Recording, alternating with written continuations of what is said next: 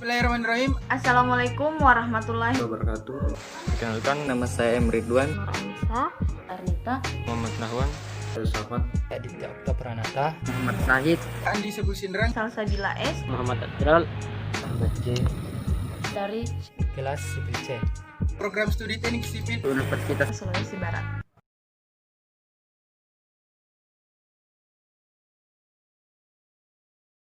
Definisi semen. Semen adalah zat yang digunakan untuk merekatkan batu, bata, batako, maupun bahan bangunan lainnya. Sedangkan kata semen sendiri berasal dari sementum atau bahasa Latin yang artinya memotong menjadi bagian-bagian kecil tak beraturan. Proses pembuatan semen terdiri dari 5 tahap, yaitu sebagai berikut. 1. Penyediaan bahan baku. 2. Pengeringan dan penggilingan bahan baku. 3. Pembentukan klinker atau pembakaran. 4. Penggilingan klinker. 5. Pengantongan semen. Bahan baku semen. Yang pertama, batu kapur atau limestone. Batu kapur merupakan sumber utama senyawa kalsium. Batu kapur murni umumnya merupakan kalsit atau aragonit yang secara kimia keduanya dinamakan CaCO3. Yang kedua, tanah liat. Tanah liat merupakan bahan baku semen yang mempunyai sumber utama senyawa silikat dan aluminat dan sedikit senyawa besi. Bahan baku penunjang. Bahan baku penunjang adalah bahan mentah yang dipakai hanya apabila terjadi kekurangan salah satu komponen pada pencampuran bahan mentah. Keempat, bahan tambahan gipsum. Di dalam proses penggilingan terak ditambahkan bahan tambahan gipsum sebanyak 4-5%. Gipsum merupakan bahan yang harus ditambahkan pada proses penggilingan klinker menjadi semen. Pengujian pengikatan awal semen. Pengujian ini dilakukan untuk mengetahui kapan pengikatan awal terjadi. Waktu ikatan awal atau initial setting time yaitu waktu dari pencampuran semen dengan air sampai berubah menjadi pasta. Kemudian alat yang digunakan untuk pengujian ini adalah alat yang bernama VICAT. Pada PC initial setting time diperlukan waktu berkisar 1 sampai dengan 2 jam. Untuk kasus tertentu diperlukan initial setting time yang lebih panjang untuk transportasi atau hauling, penuangan untuk dumping, pemedatan atau vibrating, dan penyelesaian akhir atau finishing. Adapun tujuan dari pengujian ini adalah untuk mengetahui kapan pengikatan akhir terjadi. Waktu ikatan akhir atau final setting time itu sendiri adalah waktu antara terbentuknya pasta semen hingga menjadi beton yang sudah bisa menerima tekanan atau sudah mengeras. Saya akan menjelaskan bagian B, pengujian kehalusan semen atau finishes. Tujuannya untuk mengetahui kehalusan semen. Makin halus suatu semen, maka makin cepat bereaksi dengan air dan kekuatan pasta semen akan semakin bertambah. Makin halus suatu semen, maka makin banyak air yang dibutuhkan. Metode yang digunakan adalah dengan ayakan nomor 170 ASTM yang paling sederhana atau dengan air permeability blend. C. Pengujian berat jenis.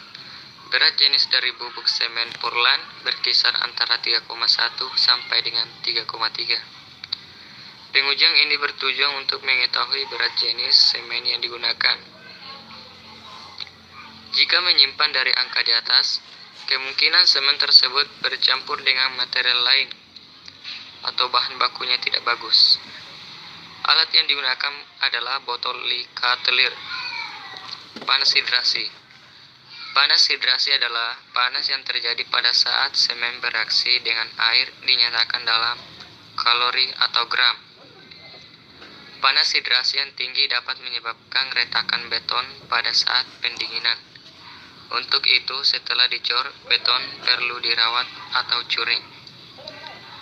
Untuk mas konkret, perlu metode khusus untuk mencegah perbedaan panas yang terjadi.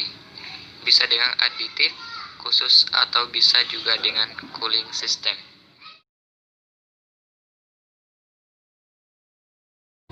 Sifat-sifat semen. Sifat kimia. Semen Portland terdiri dari senyawa kimia sebagai berikut. A. Trikalsium silikat 3 CaO titik SiO2 dalam kurung C3S 40%. B. Disium silikat 2 CaO titik SiO2 dalam kurung C2S 30%. C. Trikalsium aluminat 3 CaO titik Al2O3 dalam kurung C3A 11%. D. Tetrakalsium aluminat 4 CaO titik Al2O3 titik Fe2O3 dalam kurung C3AF 11%. Serta sejumlah kecil kotoran hadir seperti kalsium oksida dan magnesium oksida. Bila air ditambahkan terhadap semen, unsur C3A akan bereaksi pertama sekali sehingga menyebabkan setting time di awal. Dampak pencampuran ini akan menghasilkan panas dalam jumlah besar. Unsur C3S menjadi lembab di awal, kekuatannya akan naik dalam 28 hari pertama. Hal ini juga menghasilkan panas. Unsur C2S adalah hasil hidrasi berikutnya. Proses hidrat terjadi secara perlahan sehingga sangat berguna untuk meningkatkan kekuatan sampai ke tingkat tertinggi.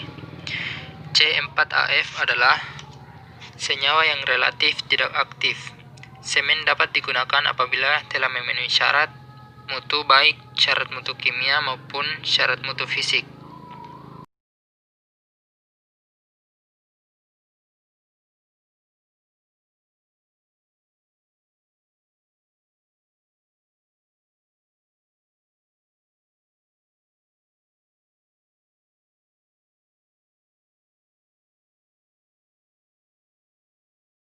Yang mudah karena erosi yang akan mengakibatkan pendangkalan dasar sungai yang pada akhirnya akan menimbulkan masalah banjir pada musim hujan. Yang ketiga, flora dan fauna. Berkurangnya keanekaragaman flora karena berubahnya pola vegetasi dan jenis endemik dan pembentukan klorofil serta proses fotosintesis. Sedangkan berkurangnya keanekaragaman fauna disebabkan karena berubahnya habitat air dan habitat tanah tempat hidup hewan-hewan tersebut. Adapun dampak positif semen terhadap lingkungan. Pertama, menciptakan lapangan kerja. Kedua, meningkatkan ekonomi masyarakat sekitar industri maupun Indonesia. Ketiga, menghasilkan banyak barang atau kebutuhan manusia.